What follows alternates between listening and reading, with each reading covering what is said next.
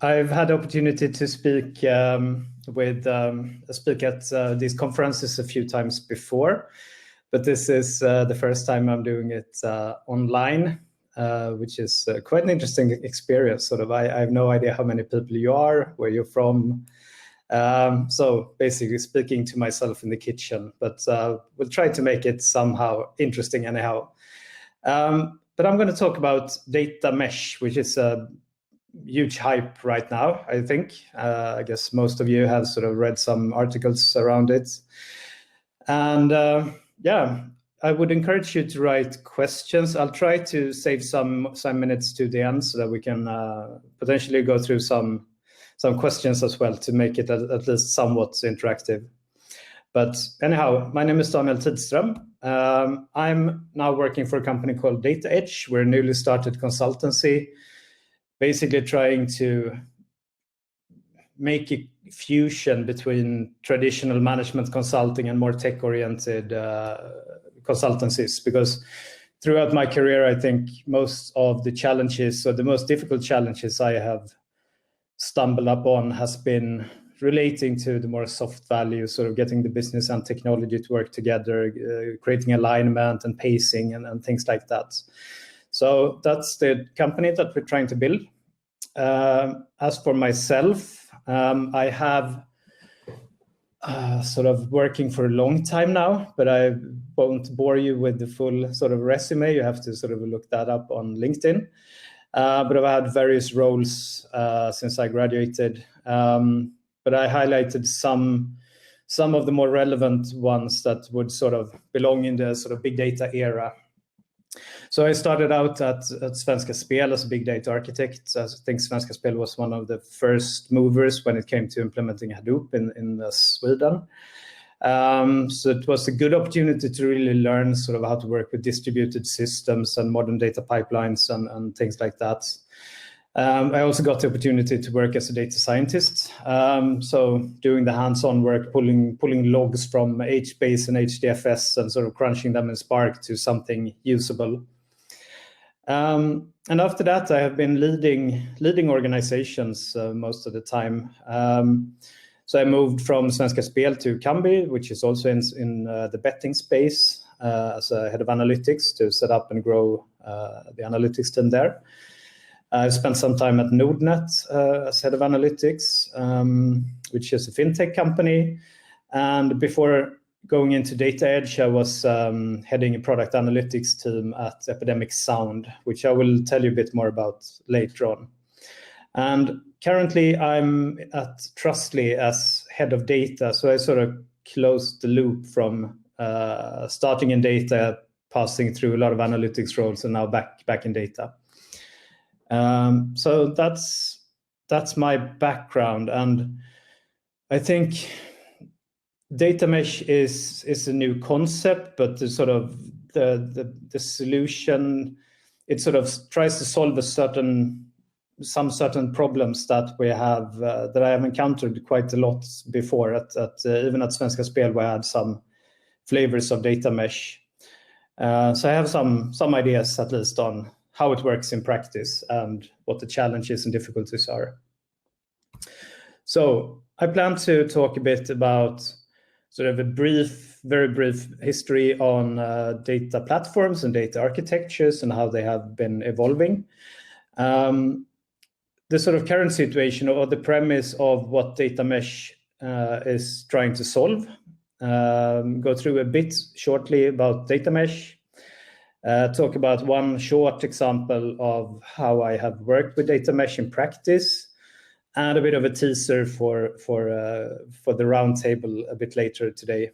And then sort of some considerations to do. I mean, I think, which is both a curse and a blessing in our domains, that there is a lot of sort of hype trains coming every now and then. And I mean, all of them carry some importance, but again, you shouldn't sort of blindly jump on to saying, yeah, now this is the new thing, so let's do it. I mean, we should aim at solving problems and have a bit of an engineering approach, I would say. So some considerations, there will be plenty of room for questions, because it's not like covering everything in 25, 30 minutes.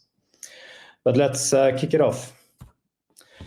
So, I mean, we're talking about sort of first, second, and third generation data platforms quite a lot. And this is sort of a bit how I see it. I mean, I started out, as probably many of you, in sort of classic data warehouse era, where we had like on-premise hardware. It was typically one of the mega vendors that delivered it. It was quite costly to store and process data, very structured, batch-wise, batch ingestion, difficult to scale because it was like monolithic infrastructure. So I guess most of us have spent a lot of time sort of really curating what data should be able to live inside the data warehouse, and how much do we need to aggregate it, and so on. And schema on write was basically the only option at the time. And then typical use case, I guess, BI. And then the big data lakes came along with, I guess, Hadoop as probably the front runner as on the open source market, significantly lowering the cost per data point, especially in terms of storage. Can handle both structured and unstructured data, batch and streaming. Sort of easier to scale, but it's a caveat still. You had to like provision, like buy infrastructure, provision it.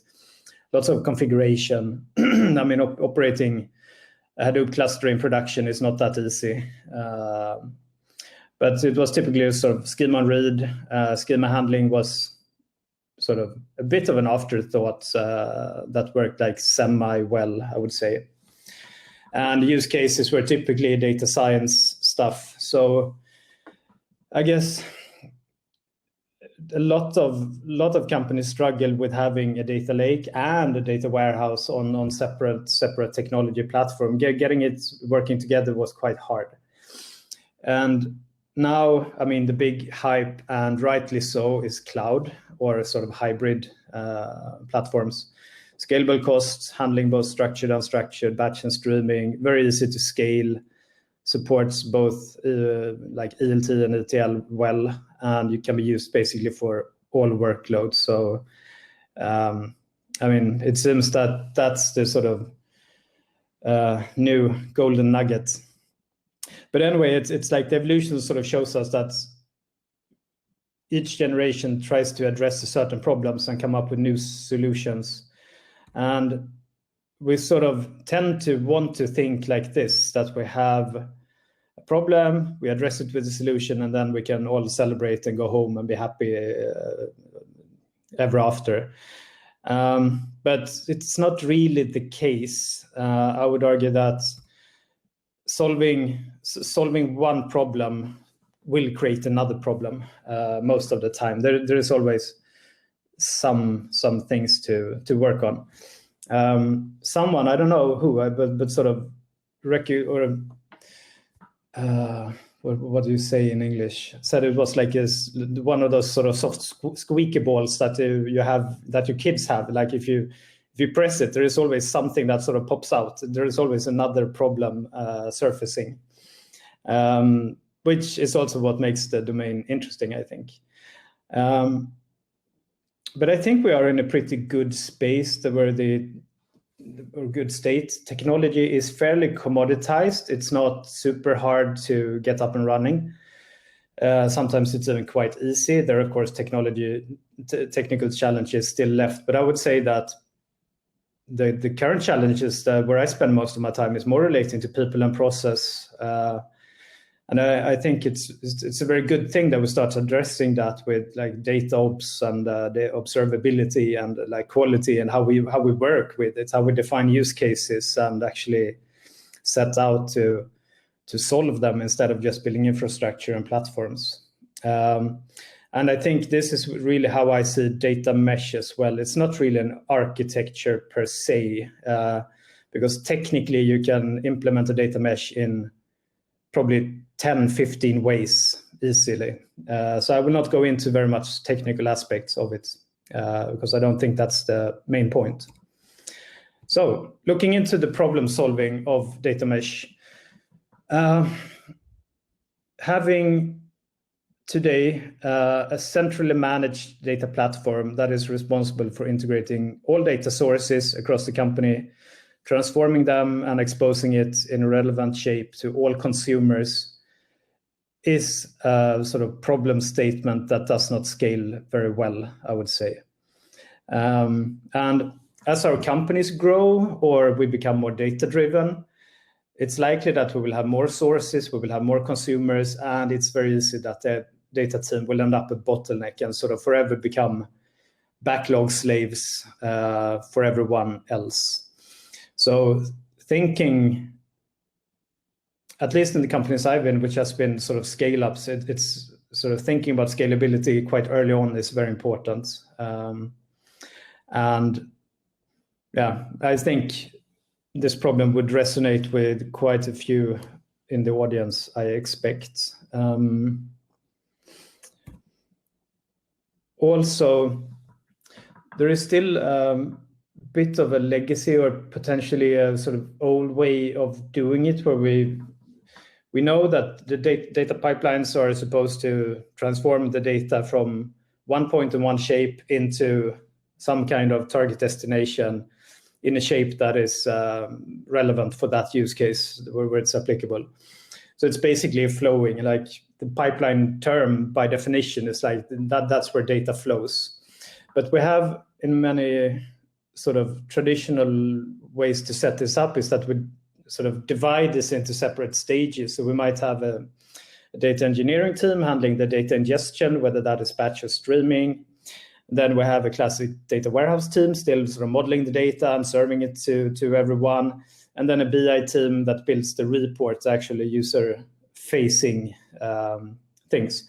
And if we sort of break it up into different stages, it's quite easy to end up with problems with aligning priorities, ending up in sort of heavy upfront design, potential communication problems because you sort of see the data from different angles. And of course, ultimately potentially leading to longer time to value. So that's the second. And the third premise of problem solving is like hyper specialization of data engineering and platform skills. And I think this is a huge problem. I mean, we're always talking about that data is the oil of the 21st century. And as I write, I mean, I know you've all heard it before, and it's sort of a sad, boring term nowadays. But still, we always talk about how data is very important for our organization, but it's not really an organizational concern in many places. I still see way too many companies sort of putting all the data responsibilities on one poor data engineering team somewhere in the middle that are a bit detached both from the business and from the rest of tech. And I think that's a problem. I think data is like, it's an organizational concern. It's sort of is both created and flowing throughout the whole organization, and sort of knowing how to treat it with the respect it deserves. I think putting everything into one centralized team is not a good solution. So that's the starting points. No questions yet, so I'll move on. So data mesh is a proposed new architecture from Shamak Degani, who's a consultant at ThoughtWorks. And she has seen these patterns. And I mean, most of you read the articles, see that I've also stolen bluntly her images as well. But never mind. I think we're sort of speaking the same message. But the idea of data mesh is to really put data as a first-class citizen, start copying the sort of patterns from rest of software engineering, which is moving into like distribution, microservices, and domain-driven architectures in general. Seeing the platform as a self-service platform, basically a shared infrastructure where we can apply different workloads.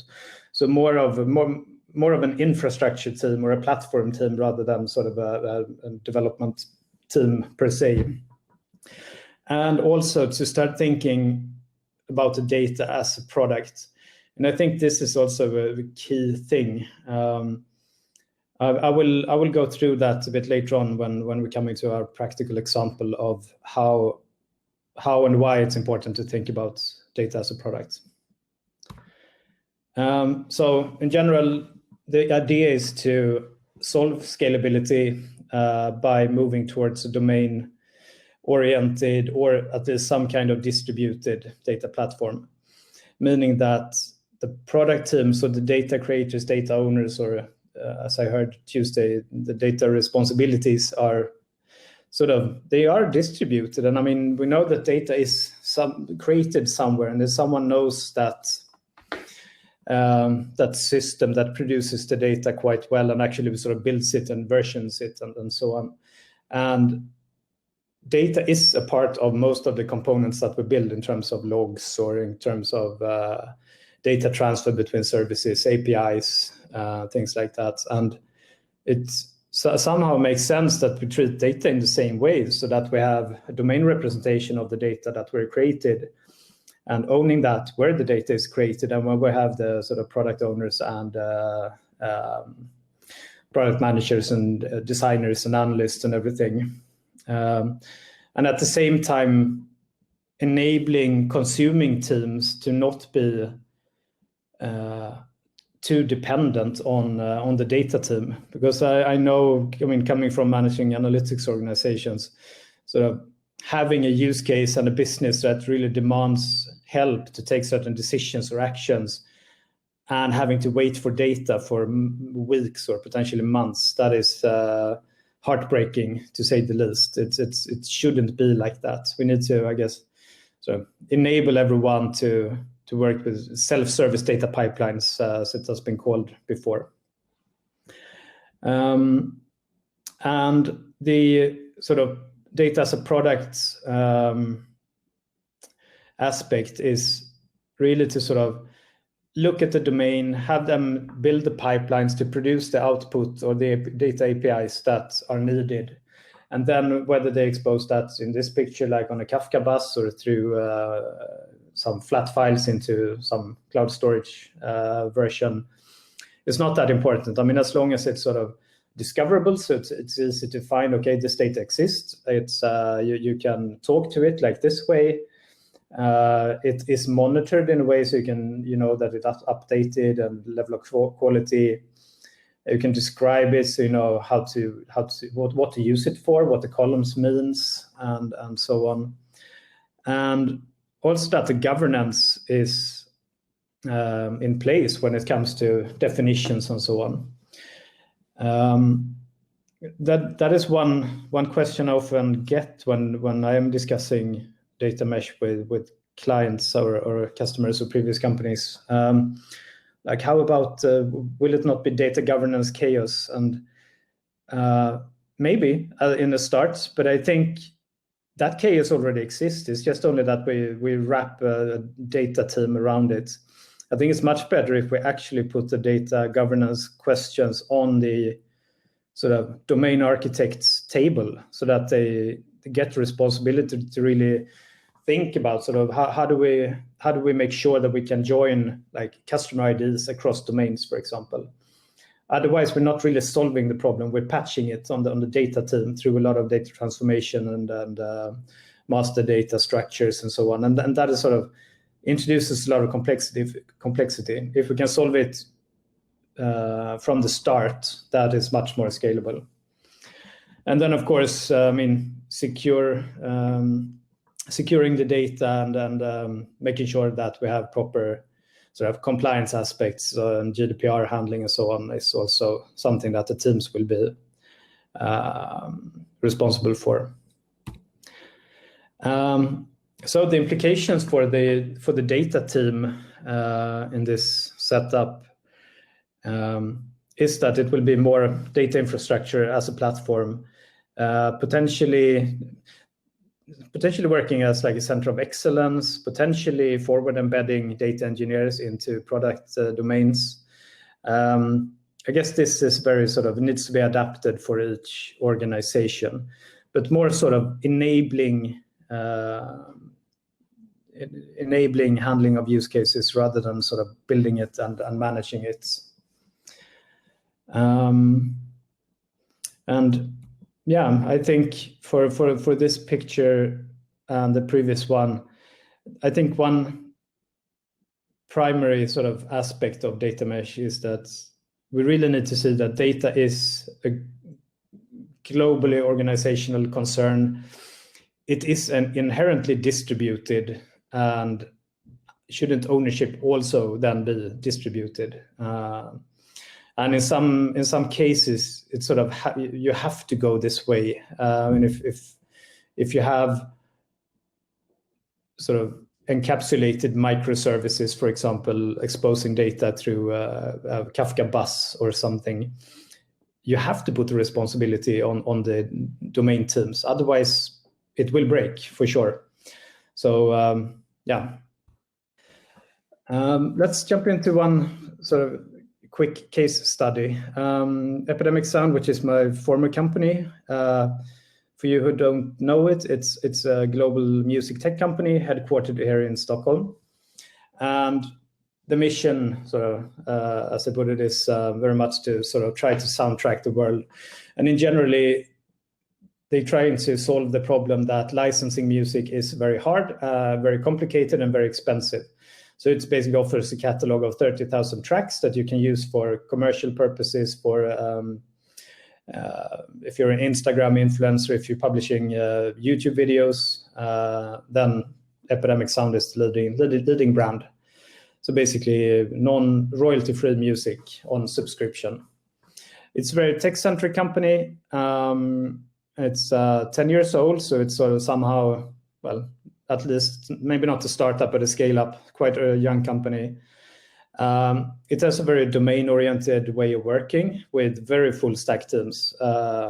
Potentially too much. They really like you build it, you run it. That's the whole premise of the company. So the engineering teams are super skilled. Running Google Cloud Platform for more or less everything. Most of the services are microservices running on Kubernetes, and it is now at least a very data-driven company. So I mean, doing tons of A/B tests and very outcome-oriented, not so sort of feature-centric. So it was sort of somehow already a data mesh concept when I joined. But we had some iterations, and I struggled a bit with putting this slide up because it's so hard to sort of explain evolution of data architectures in a good way. So I ended up with having sort of showing the end state and sort of how it worked and the challenges that we still saw. But from the very beginning, it was very much sort of startup style. We had full stack engineering teams. They were running on cloud. They were building the product. They were pushing the data. They were basically doing the analysis themselves. Then we had a BI team started forming. Still no sort of data team, so they had to run their own BigQuery projects and sort of try to just make sense of the data. And as the number of teams grew, it became sort of natural to somehow have one team working on common infrastructure instead of sort of every team setting up their own tools for building data pipelines. That is not very efficient. So it was a data infrastructure team formed, still very much focused on infrastructure, and the teams were building their own data pipelines and feeding the data into BigQuery, which it was migrated to. And then we had an issue where we had sort of some of the sort of larger company problems of actually having the same data or sort of two different source systems for the same data domain. And that was quite an interesting thing because the sort of knee-jerk reaction was, okay, it was our subscription service, which is really the sort of the golden data set of the company. That's where everything happens in analytics in terms of sort of growth, activation, and retention follow-up. But the knee-jerk reaction was to, okay, so let's kill the old job and let the old model remain in the data lake, and then we feed in the new model. But then we had all kinds of problems because the data team was not prepared to do data transformation. And we had a lot of sort of SQL skills and really good data scientists in my team. So we sort of tried to figure it out, but it was super hard because there were so many implementation details that we simply couldn't figure it out. And that caused a lot of problems. We couldn't really follow sort of core metrics. We had like customer lifetime value projects that we had to postpone because the retention tables were a bit messed up and so on. So it really was costly for the business that we didn't have a good track of it. So it sparked a lot of discussions. And I think we basically all agreed that, I mean, we have full stack product teams. Data is important, so we should treat it as a product. And if you treat data as a product, then you don't push your implementation details onto your customers, right? I mean, that we don't do that in software engineering for other things.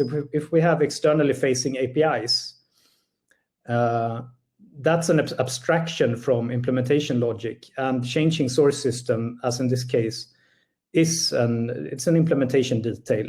The consumers shouldn't care if you have 1, 2, 5, or 25 systems solving the problem. The data should be should represent how do we want to view subscriptions for our business.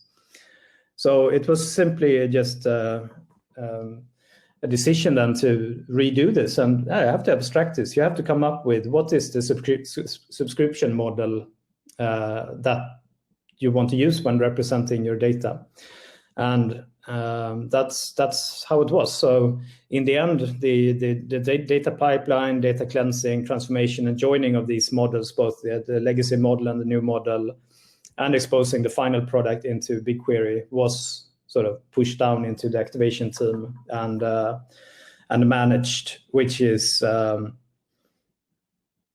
I think a good way of solving it. And it was at Epidemic, it was quite a unanimous sort of agreement that, yeah, that's how it should work. Otherwise, we will have a data team that will not be able to scale, and they have more important things to do, and they don't have the domain knowledge.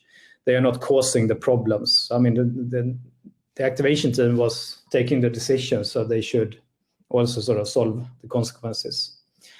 So in general, how it worked was that the product domains were responsible for delivering data as a product.